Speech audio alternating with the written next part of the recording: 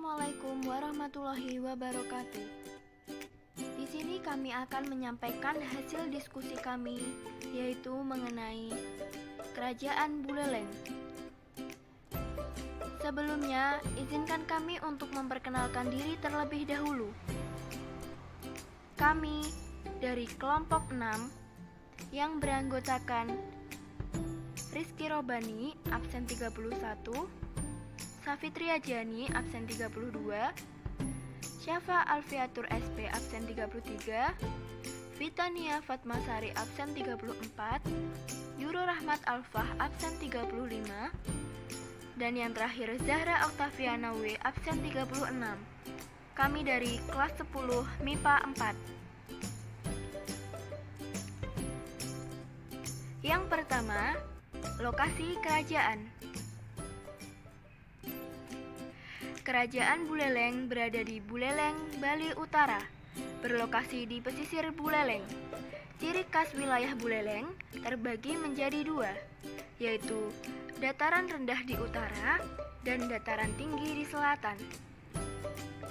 Penyatuan pantai dan gunung ini menyebabkan penduduk Buleleng selalu menjunjung slogan Negara Gunung.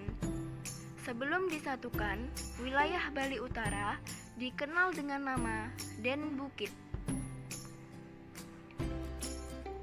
Yang kedua adalah raja-raja yang pernah memimpin kerajaan Buleleng. Pada masa Wangsa Panji Sakti pada tahun 1660 dan selesai pada tahun yang tidak diketahui. Nama raja yang pertama memimpin Gusti Anglurah Panji Sakti pada tahun 1660 sampai dengan 1697. Pada masa pemerintahan Gusti Anglurah Panji Sakti, kerajaan Buleleng mencapai tingkat kejayaannya. Namun, tergolong cukup singkat. Wilayah kerajaan Buleleng di bawah pimpinannya tidak hanya wilayah Buleleng saja, tetapi juga mencapai wilayah Jembrana, Pasuruan, dan Blambangan. Selanjutnya dilanjutkan oleh Gusti Panji Gede Danu Darastra, Gusti Alit Panji, Gusti Ngurah Panji, Gusti Ngurah Jelantik, dan yang terakhir Gusti Made Singaraja. Wangsa Karangasem dimulai pada tahun yang tidak begitu jelas dan tidak disertakan, tetapi berakhir pada tahun 1849. Raja-raja yang memimpin: Anak Agung Rai, Gusti Gede Karang, Gusti Gede Ngurah Pahang, Gusti Made Okasori, Gusti Ngurah Made Karangasem, yang berakhir pada tahun 1849. Yang terakhir pada Wangsa Panji Sakti tahun 1849 sampai sekarang. Raja-raja yang memimpin: Gusti Maderahi, Gusti Ketut Jelantik, Anak Agung Putu Jelantik, Anak Agung Nyoman Panji Tisna, Anak Agung Ngurah Ketut Jelantik, Anak Agung Nyoman Panji Tisna. Di sini Anak Agung Nyoman Panji Tisna terdapat dua periode, yaitu periode pertama pada tahun 1944 sampai 1947, dan yang kedua 1950 sampai dengan 1978, dan yang terakhir Anak Agung Ngurah Brawida tahun 2004 sampai dengan sekarang. Yang ketiga, mengenai kehidupan ekonomi pada masa kerajaan Buleleng. Pada masa itu, sektor pertanian adalah yang paling dominan. Dalam prasasti Bulian, terdapat beberapa istilah yang berhubungan dengan sistem bercocok tanam, yaitu perlak, artinya sawah garing, Gaga artinya ladang, kebuan artinya kebun, mal artinya ladang di pegunungan, dan kasuwukan artinya pengairan sawah. Pada masa Maraka Tapang Raja, kegiatan pertanian berkembang dengan pesat.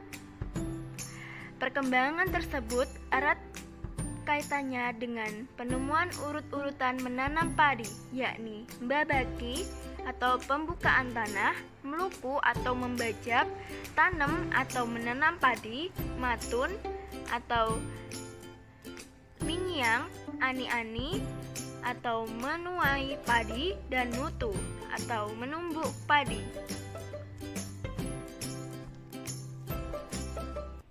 Dua, perdagangan antar pulau.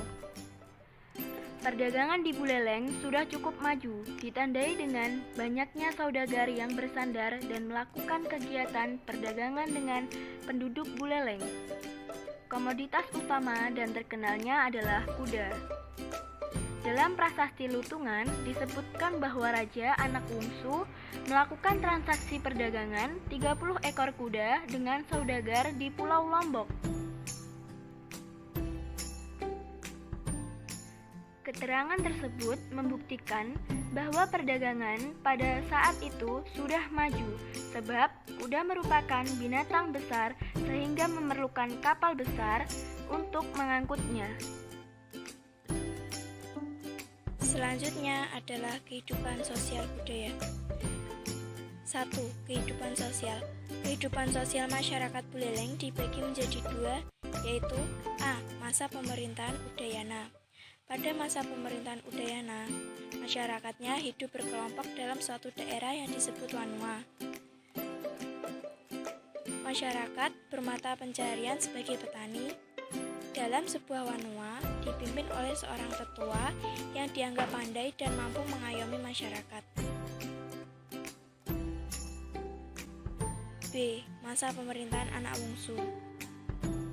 Pada masa pemerintahan Anak Wungsu, berdasarkan kepercayaan Hindu, masyarakat Buleleng dibagi menjadi dua kelompok besar, yaitu golongan caturwarna dan golongan luar kasta atau jaba. Dalam masa pemerintahan Anak Wungsu ini juga dikenalkan sistem penamaan anak sebagai berikut. Anak pertama diberi nama Wayan. Wayan berasal dari kata wayahan yang berarti tua. Anak kedua diberi nama Made. Made berasal dari kata madya yang berarti tengah. Anak ketiga diberi nama Nyoman. Nyoman berasal dari kata nom yang berarti muda. Anak keempat diberi nama Ketut. Ketut berasal dari kata tut yang berarti belakang. Dalam masa pemerintahan Anak Wungsu, hukum ditegakkan dengan adil. Masyarakat diberikan kebebasan berbicara.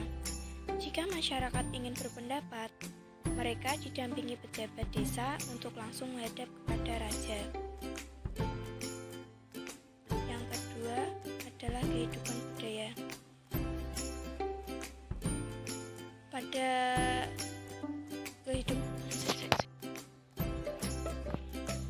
Yang kedua adalah kehidupan budaya. Kehidupan budaya berkembang pesat pada masa pemerintahan Udayana yang dibedakan menjadi dua, yaitu A. Seni keraton. Dalam seni keraton terdapat istilah penggending sang ratu yang berarti penyanyi istana, patapukan yang berarti topeng, pamukul yang berarti gamelan, panwal yang berarti gadelan, pinus yang berarti lawak. Yang B adalah seni rakyat. Dalam seni rakyat terdapat istilah awayang ambaran yang berarti wayang keliling, anuling yang berarti peniup suling, atapukan yang berarti permainan topeng, parapadaha yang berarti permainan genderang, dan aboncing yang berarti permainan angklung.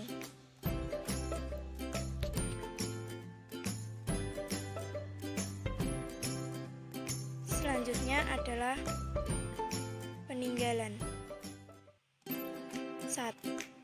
Yaitu prasasti Blajong. Tahun berdirinya yakni pada tahun 913 Masehi atau 835 Caka. Penemuan prasasti Blanjong berada di dekat Banjar Blanjong, Desa Sanur, Kauh di daerah Sanur, Denpasar, Bali. Berikut adalah gambarnya. Yang kedua adalah Pura Tirta Empul. Letak Pura Tirta Empul berada di Tapak Siring, Bali. Pada tahun 967 Masehi, Pura Tirta Empul didirikan oleh Raja Sri Candrabaya Warmadewa. Berikut adalah gambarnya.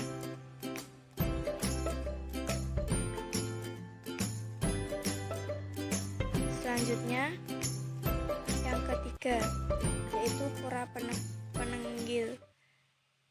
Pembangunan Pura Penegil Dharma terjadi pada tahun 915 Masehi. Letaknya di Kubu Tambahan, Kecamatan Buleleng, Kabupaten Buleleng, Bali. Berikut adalah gambarnya.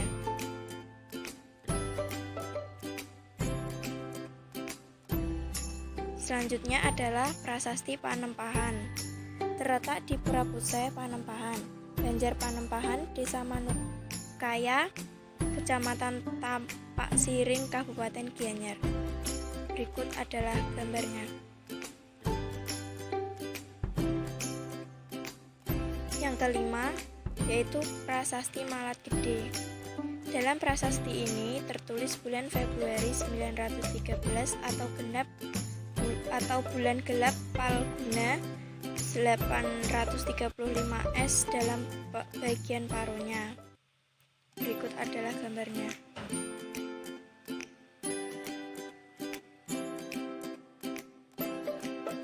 Sekian dari kami, terima kasih. Wassalamualaikum warahmatullahi wabarakatuh.